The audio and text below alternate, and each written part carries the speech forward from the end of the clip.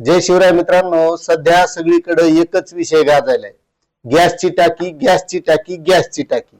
बरं, हा महत्वाचा विषय ही, कारण गॅसची टाकी संपली तर खाचेच वांदे होते. हॉटेलीत जेवायला जायचं तर घरच्याला काही सगळ्याला नेता येत नाही, आणि हॉटेलीने बी गॅस भेटणं अशी चर्चा आहे.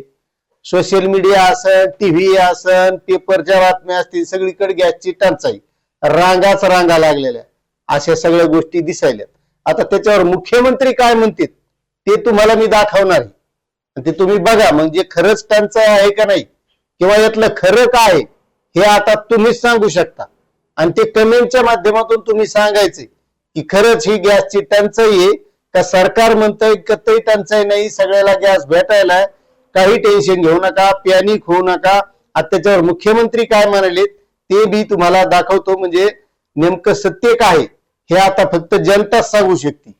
कारण मुख्यमंत्र्यांचं म्हणणं आहे की हे काँग्रेस करायले आणि सरकार म्हणतंय की भरपूर गॅसचा साठ आहे.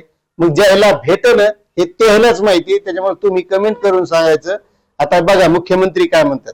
व्यावसायिक गॅस वाटपासाठी क्षेत्रनिहाय टक्केवारी निश्चित, सिलेंडरसाठी रांगा लावून पॅनिक करण्याची काँग्रेसची बुद्धी. कोण म्हणते? मुख्यमंत्री श्री देवेंद्र फडणवीस साहेब. घरगुती गॅसचे कोणतेही संकट नाही, वेळेत गॅस देण्यासाठी पुरेसा साठा आहे, पॅनिक होण्याचे कारण नाही, असे मुख्यमंत्री श्री देवेंद्र फडणवीस यांनी नागपूर येथे सांगितले. गॅससाठी रांगा लावाव्यात असा प्रयत्न करून काँग्रेस लोकांच्या मनात भीती निर्माण करत आहे. असे करण्याची काँग्रेसची बुद्धी देशासाठी घातक असल्याची टीकाही त्यांनी केली. पुरवठा सुरळीत असल्याचा दावा करण्यात येत असला तरी अनेक भागात बुकिंग करूनही सिलेंडर उपलब्ध होत नसल्याने लोकांना एजन्सी समोर तासनतास रांगेत उभे राहावे लागत आहे. हे खरं आहे का? तुम्ही आता कमेंट करून सांगा. तुमच्या गॅसची घरची टाकी संपली आणि तुम्हाला भरून आणायला गेल्याची नंतर मिळाली का नाही, म्हणजे त्याच्यावरून लक्षात येणार.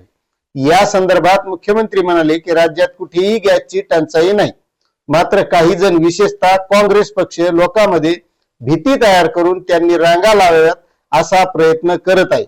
आता मला सांगा, जर गॅसच्या टाक्या भेटत असत्या रांगा बी लावून तर आपल्याला काही अडचण नाही. मग जर भेटतच असत्या तर लोक रांगा लावून भरून तर घरी नेणारच, काही विषय नाही. केंद्र सरकार गॅस कंपन्यांनी स्पष्टपणे सांगितले आहे की घरांना महिन्याला जितका गॅस लागतो तितका पुरवला जात आहे. दरम्यान व्यावसायिक सिलेंडर शिल्लक नसल्यास देणार कसे, असा सवाल गॅस एजन्सी धारकांनी केला आहे. आता ही बातमी आहे दिव्य मराठीची. आता हे कसा वाटप व्हायला तेच दिलेले.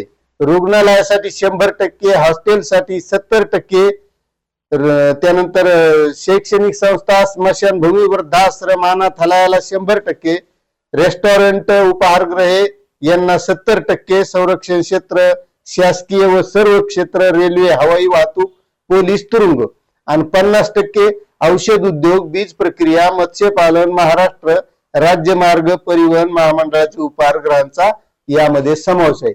मग आता सध्या जो प्रश्न जिकडं तिकडं पेपरला गाजायलाय, टीव्हीला गाजायलाय आणि मुख्यमंत्री म्हणतायत की गॅसची टंचाई नाही.